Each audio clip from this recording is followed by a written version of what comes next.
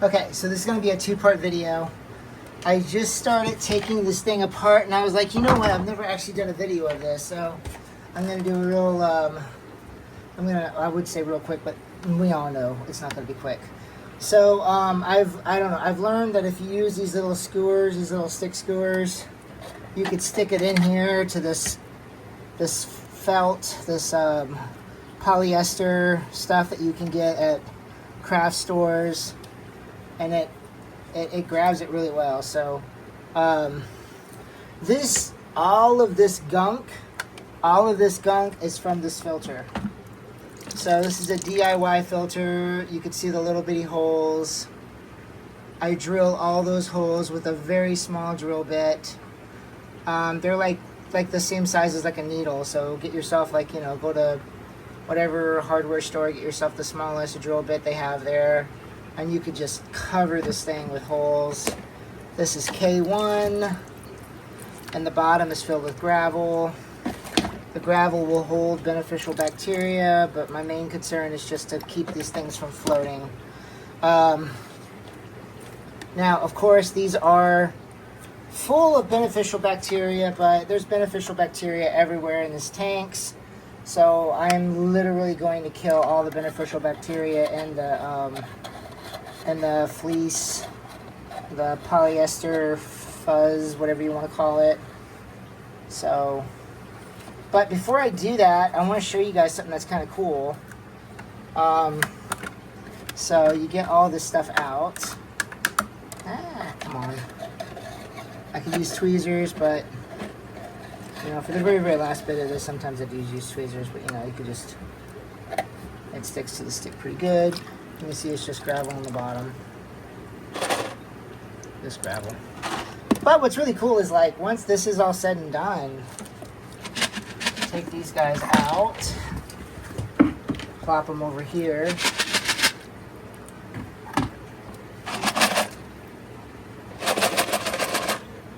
I've got some food cultures that I'm working on for my keely fish. And these are really cool because these are always full of really tiny, tiny living creatures. Oh.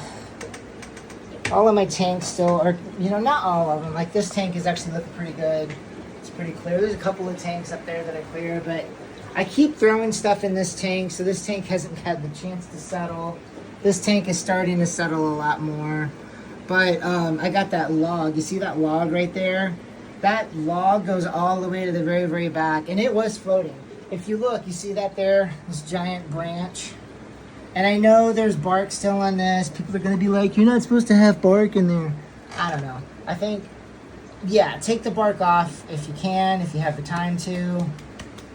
I guess there's... I don't know. I mean, I let it dry. It was super, super dry. I actually found it from a, what was the tree? Cedar cones? No, it's, cedar cones? Yeah. Broken off from one of those branches, and it was, yeah, so it was already dry, but then I put it up on my top rack, and, I mean, for instance, it's already 84 degrees in here, so sitting on the top rack after a couple days, after a couple months actually, it dried up pretty good. Back to this though, back to this. What I'm gonna do now, I'm gonna take this jar, and this is where I get a little ridiculous. I'm just gonna take water from this tank.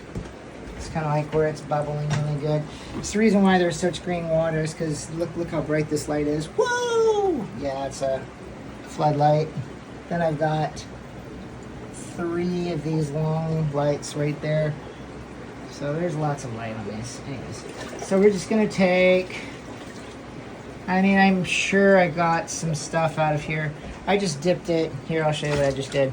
This is how reckless I am with my tanks. I'm just dipping this straight into here to get some water. So, oh, I did get a little fish. Okay, back in there, dude. We don't want a little fish. because we want, you know, we're gonna use this for seeing what infusoria is in those sponge thingies. Make sure there's no fish. Shrimp's fine.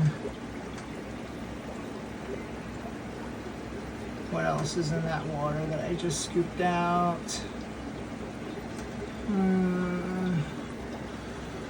That's fine. Okay, cool. Now what we're gonna do is just go ahead and take this thing here and dump it in here. All right. So, get my stick out. Throw it in there. We're not gonna get all of it out because that's not enough water to swish it out, but we're just gonna go like this.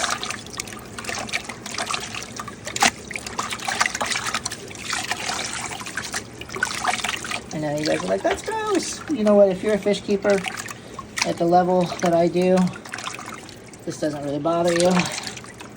It's just gunk. It's just dirt. It's just everything. It's everything. It's bacteria. It's all kinds of stuff. It's some pretty gross stuff too, because that's what the whole purpose of the filter is. And look at that. Just plop that in there. Get this here like that. Take this little plant that I still was stuck in there and just throw it back in the fish tank.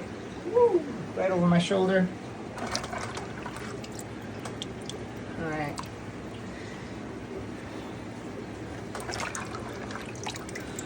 Okay.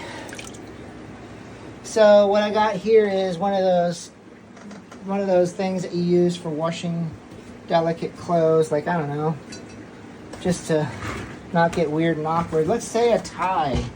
You're not really gonna wash a tie in your washing machine, but whatever. This is for washing delicate stuff. So I'm gonna take this stuff, and I'm literally going to stuff it back into this one. This is the one that just has filter floss. So imagine I just did that, okay? Now I'm gonna take this little bitty sponge, can't think of what these things are called. Yeah, so this is my K1 stuff, right? My K1. I'm just gonna put it right there. And then I got the hole drilled, just like I was showing you guys. I'm just gonna plop it in the tank the way it is. I guess I could. I'll switch it around in here.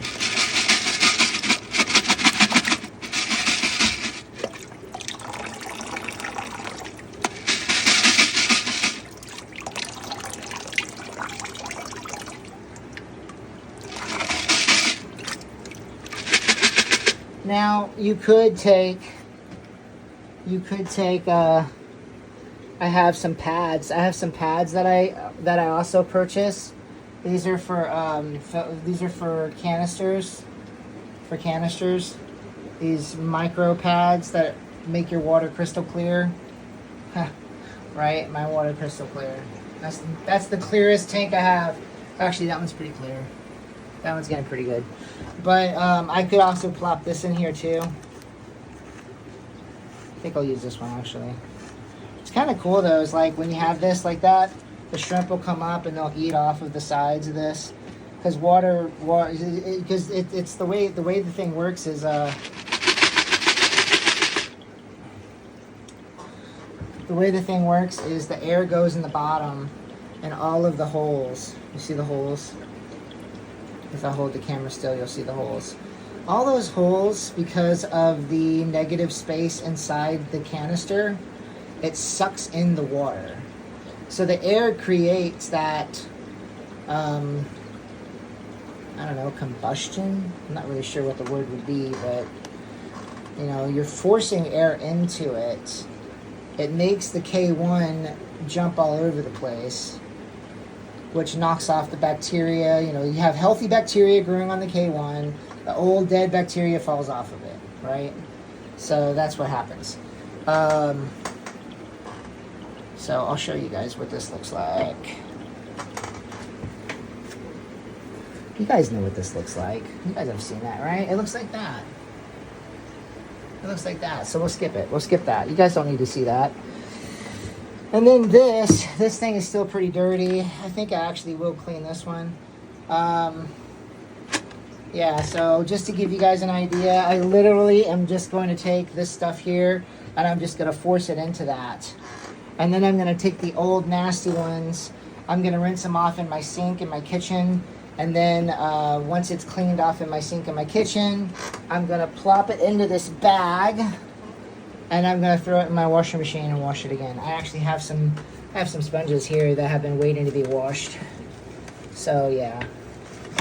Stuff is reusable, you know, you just gotta clean it. And it's okay to clean it. You know. I like the bag because this bag keeps everything kind of together and you don't get nasty stuff in the bottom of the washing machine, which would make your wife very angry. But I have gotten into the habit of taking it to my kitchen sink and swishing it around on one of these small buckets. That breaks off a lot of the stuff, which is probably clean enough then. Actually, you could just let it dry, but anyways. Okay, so what I'm going to do is now I'm going to take this, I'm going to pour it into this.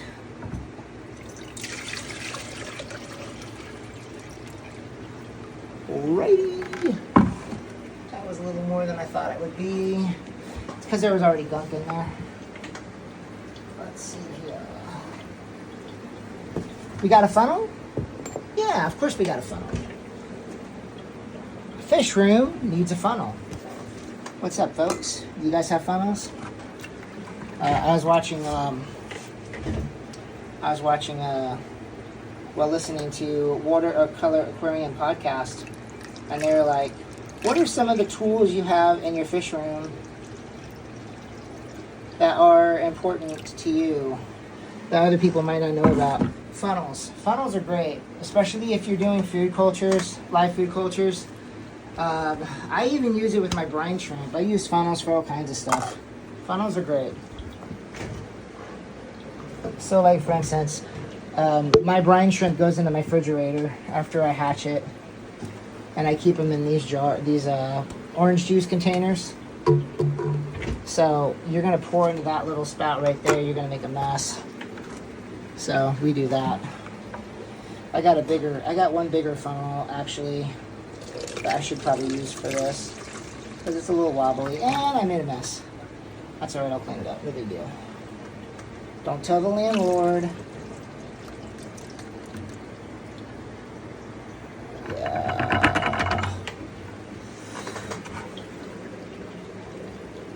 Yeah, we're good. It's sucked in, well, actually, yeah, some sand and stuff.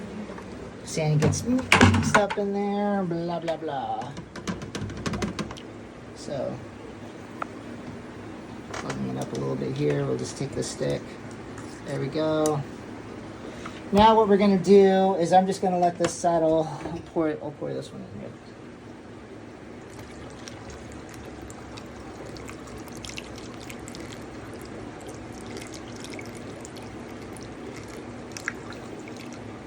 I'm guessing that there's going to be little bitty bugs swimming around in this once it settles. All that gunk will settle to the bottom. See how this is? This is from my culture out in my shed. I've had it going for a couple months.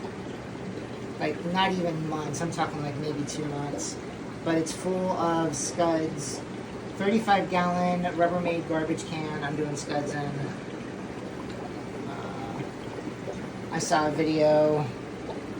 Select Aquatics. That's it. Select Aquatics has a video on culturing scuds in a 35-gallon garbage can.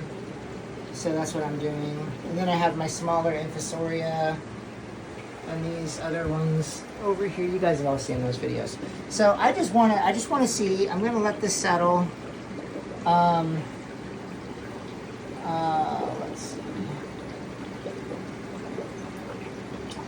I wish I had a container that was big enough to pour all of that in, but I don't. So we're just gonna have to remember. Well, I mean, you guys will see. You guys will see. So we got these two dark ones here. just gonna let it settle. Now, what I'm gonna do with the gunk at the bottom of this stuff, I'm gonna do one of two things. I could pour it into one of my plants, like my outdoor plants. I could just take that gunk and I can just, you know, mix it with some water, you know, like the actual gunk. Like you see how I've kind of been pulling the gunk out of the bottom of this so I can get all the scuds out of it, because the scuds go down to the bottom of that gunk. So I could take the gunk and I can give it to my plants. I'm sure that's going to be incredible fertilizer. Or I could take one of my aquariums. It's kind of like this one here that does have some gravel, but it's got plenty of dirt. I mean, there's plenty of, well, yeah, there's plenty of dirt. I could seed the soil in some of my aquariums that way, or I could just pour it into my scud culture outside. So I don't know. One of two things. I could pour it into a fish tank, whatever fish tank, including live food cultures, or I could put it into one of my plants. So we'll see. But I'm going to end the video here, 16 minutes. We're going to say this is part one. I'll do another video in a couple of hours when this is clear, when this settles down, and that'll just be part two. So we're going to call this part one. Thank you for watching.